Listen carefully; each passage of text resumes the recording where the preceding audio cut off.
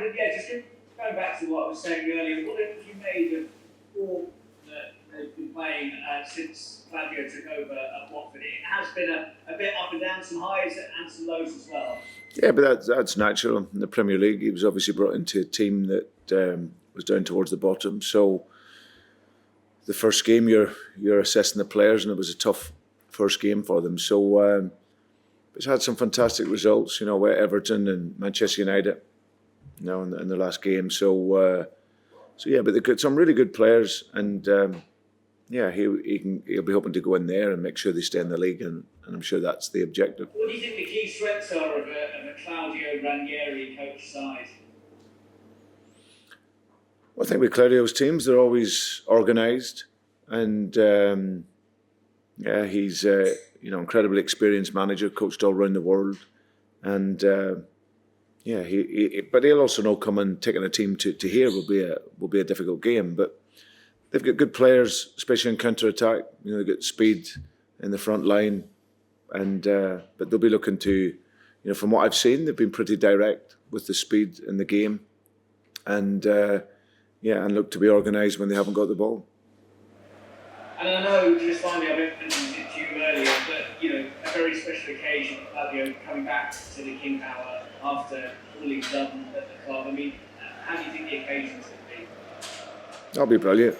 It'll be really good to see him. And I said that story is iconic, and obviously his association with Leicester. He's now, they have a bond here now forever. So.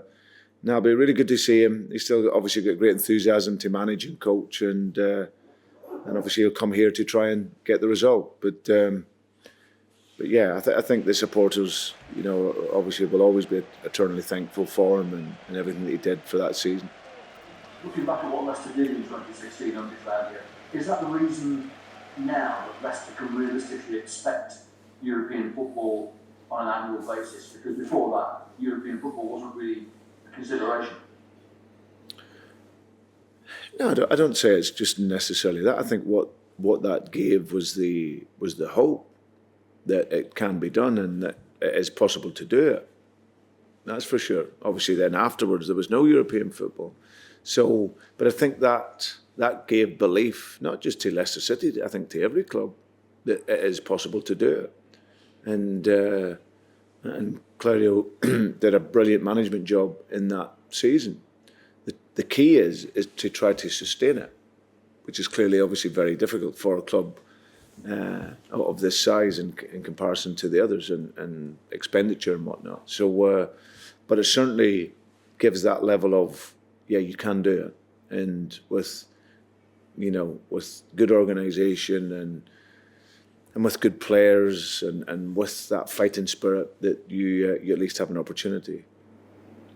Just quickly, Brendan, what are your memories of that season? Because I think just that before you joined Celtic, I think probably you were able to sort of view from afar that Leicester's progress was going towards the title.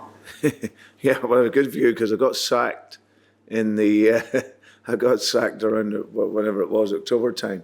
So yeah, we'd obviously played Leicester. As you say, after they'd won the title in 2016, and I sensed I seen all the players at Parkhead that day having won it, which was amazing. But actually during the season, just watching the story unfold like everyone else. I was over doing some commentary abroad in the game that I felt that I think they can win it, was the Man City game. I was doing commentary abroad for that, but just watching it, just watching the whole story, watching the joy it was giving people, and then seeing it through at the end. It was a really special, iconic season. Like I said, in any mode of sport, it's probably as I said, one of the greatest of there ever was. You mentioned Claudio's enthusiasm for the job. Obviously, he's had a few jobs now since he was at Leicester.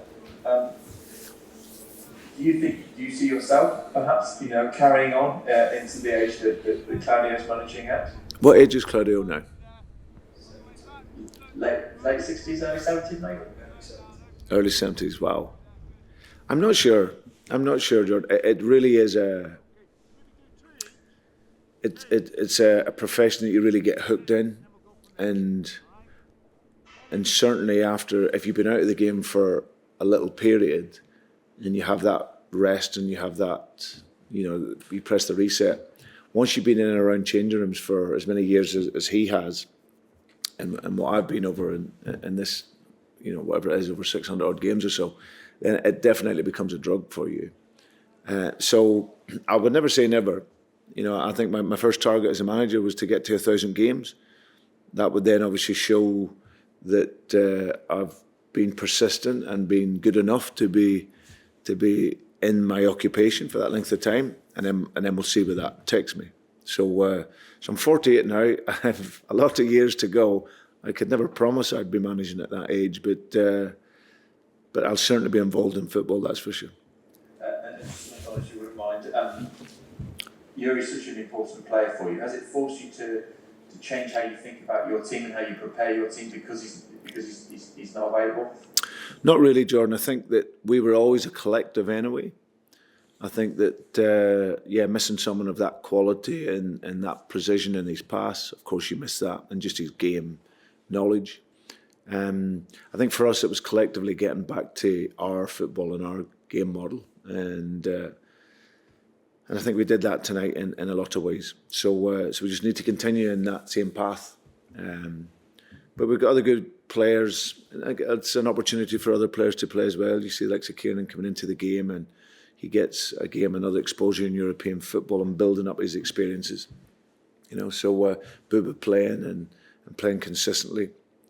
So yeah, but there's no doubt you miss a player of that quality, but we always have to try and find the solution and try and fix it until he's back.